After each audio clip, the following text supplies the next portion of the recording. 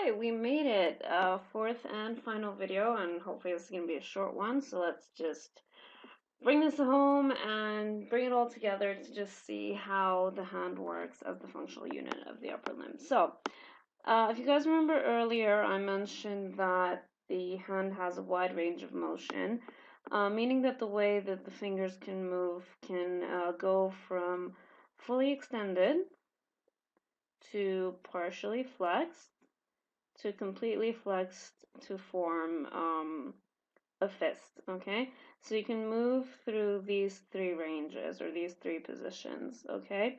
And through this movement and through this flexibility, the hand can adjust its shape in order to form different grips, which is basically different positions to hold different objects based on their shape, based on their texture, based on their size, and then that just basically gives the hand its function, okay? So depending on the position of the fingers, there are several ways which we can hold objects, okay? And this is referred to as the grip, okay?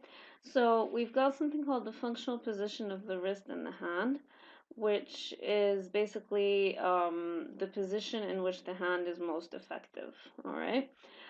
And this is the position that allows us to carry out precise actions. So things that require a lot of precision, things like writing, drawing, maybe like making small lines or small shapes or letters or, cursive writing and things like that. Okay, so in this position, okay, the wrist is usually in slight extension. I mentioned this in one of the previous videos. Okay, the metacarpophalangeal and proximal interphalangeal joints are usually in some degree of flexion. So just think of yourself as holding a pen. Okay, notice how your metacarpophalangeal and proximal interphalangeal joint is a little bit flexed. Okay, the thumb is usually in opposition. Okay, so it's moving kind of towards the palm again in order to hold the pen. Okay. So in this position with these three actions, okay, this is referred to as the functional position of the wrist and the hand, okay, where we basically carry out precise actions, okay. There's another type of grip that's called a power grip. So just basically think of this as the type of grip that you use when you're trying to exert a lot of force and you're trying to do something that needs a lot of strength, okay. So clear example, you're probably familiar with like trying to, whack something and whack a nail with a hammer, or, if you're trying to just, punch someone or something. Okay, I do not promote violence, so let's just pretend I didn't say that. So this is used when you're trying to apply a significant force. In this grip, the let's just call it the position changes in a way that the fingers completely flex around the object in one direction with the thumb opposing them in the other direction. So just think of whenever your hand was trying to hold something with a really strong grip, okay?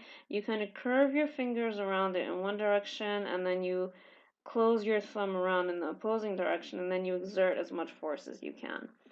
Okay, in this position, the object is usually held firmly against the palm, and that way it allows you to just kind of exert as much force as you need. This is also sometimes referred to as the cylindrical grip, and that's just basically because your hand kind of forms a cylinder around the object, it completely surrounds it, and then you end up, doing whatever it is you need to do with that grip. A spherical grip. Okay, you can see here that this is mostly seen with children. Okay, so this is a child's hand. And he's just kind of holding on to a small ball, all right? So in this position, the fingers and the thumb are adducted around the object. So this is different from the power grip. With the power grip, they were completely flexed and opposed around the object, so they were tightly holding onto it. But here they're just slightly adducted, so they're just slightly brought together and towards the center so that they can just kind of touch the object and its perimeter and then keep it in place, okay? The object may or may not come in contact with the palm of the hand, so you can just end up holding it with the tips of your fingers, and even if it is touching your palm, it's not with as much force as it was in the power grip.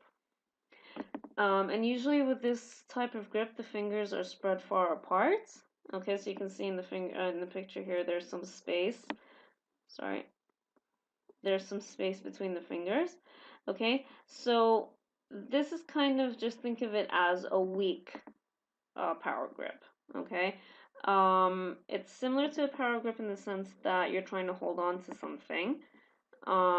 But it's different in the sense that you don't exert as much force, and so you just end up lightly holding the object, and then if you don't, press on it hard enough or hold on to it strongly enough, then it might end up falling out of your fingers.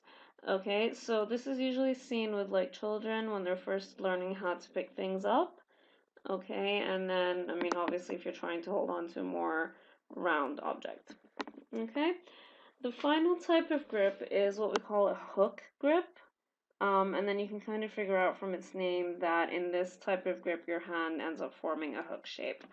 Okay, so this is seen when you're trying to carry things that have a handle, like maybe a bucket, أو إذا بتجيبوا في صفوف البنزين وبتشيلوا الجراد اللي معاكم واللي هي الباغات or whatever. Okay, so what happens here is that the second through to the fifth finger, okay, so that's your index finger all the way to your little finger, are flexed around the object in a hook-like manner. Okay, so the thumb doesn't actually take part in this type of grip. Okay, the metacarpophalangeal joints are extended, so you can see here that they're extended, and the proximal and distal interphalangeal joints are in some degree of flexion. The thumb is usually not involved, okay? If the thumb becomes involved, then in that case, it won't end up being a hook grip. It'll end up being a power grip, okay? So you can see how the different position of the fingers will end up changing the type of grip, all right? So, a summary of the functional adaptations of the hand, basically how all of these grips are formed, and how the hand is adapted in order to be able to, form all of these types of grips, are that it is flexible. Remember, it has a lot of joints, it has a lot of muscles working on it. Okay, it has a wide range of motion. We have opposable thumbs, so we can move the thumb in a various number of positions. Okay, the skin of the palm is thick and firmly attached to the underlying structures, so that provides a stable surface for whatever objects we want to hold on to. And the palmar aponeurosis and the flexor sheath, will hold the tendons in place so that they don't end up elevating and just bugging out and then kind of forming an obstruction to whatever object that you're holding. Okay, so that wraps up this video and wraps up the entire lecture. Thank you so much if you lasted up until now. I hope this lecture was clear, and as usual, I will be available for any questions. And don't forget to complete the quiz on the university website tomorrow. So all the best, and I will see you guys soon.